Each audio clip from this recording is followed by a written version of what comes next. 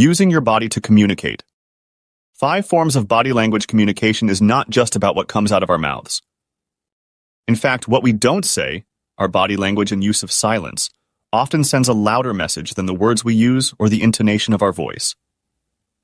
So being aware of and practicing our nonverbal communication skills are critical parts of overall interpersonal communications. There are a number of studies that tell us how a listener pays more attention to body language than verbal messages.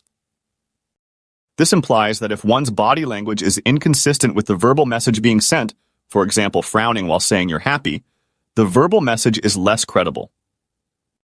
In fact, such inconsistency can even nullify the verbal message and result in it being perceived as a lie.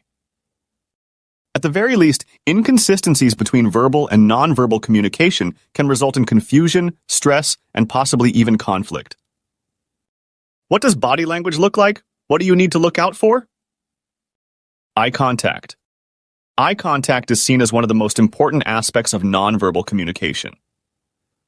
Steady eye contact often indicates attention to the person one is in conversation with, as well as a willingness and sincerity to connect.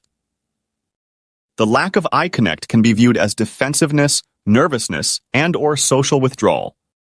It has been said that our eyes are the windows to our soul, and that one can tell if an individual is happy, sad, or angry simply by looking at their eyes. Facial expression. It is believed that there are universal facial expressions for different emotions, most of which have an evolutionary basis. For example, anger is often indicated by sharp stares, crunched eyebrows, and the baring of teeth.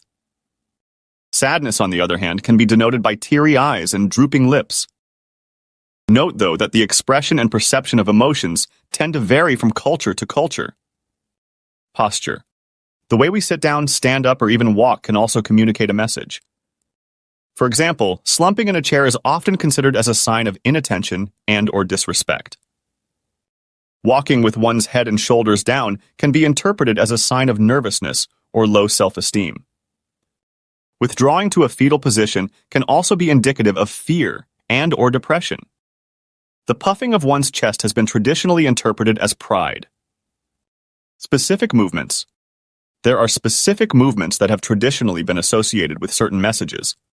For example, nodding is generally a sign of assent or agreement. Raising clenched hands are interpreted as a sign of angry challenge. Stomping our feet can be an indication of frustration. Physical contact. The way we physically interact with other people is also a part of body language. Shaking of hands, hugging, slapping, punching are forms of communication. The same can be said about our physical closeness and distance with another person. Standing too close to a person can be considered as an invasion of personal boundaries, while standing too far from a person can be construed as avoidance. Our nonverbal communication tends to be unconscious. It can be influenced by many things, including past habits, life experiences, personal models, culture, and hidden thoughts and feelings. Because body language is often outside of awareness, most have no idea what exactly they are communicating to other people. Being made more aware of how body language influences our communication and learning how to control it can go a long way to reducing misunderstandings, stress, and conflict in our interpersonal relationships. To learn more about this subject, reach out to us at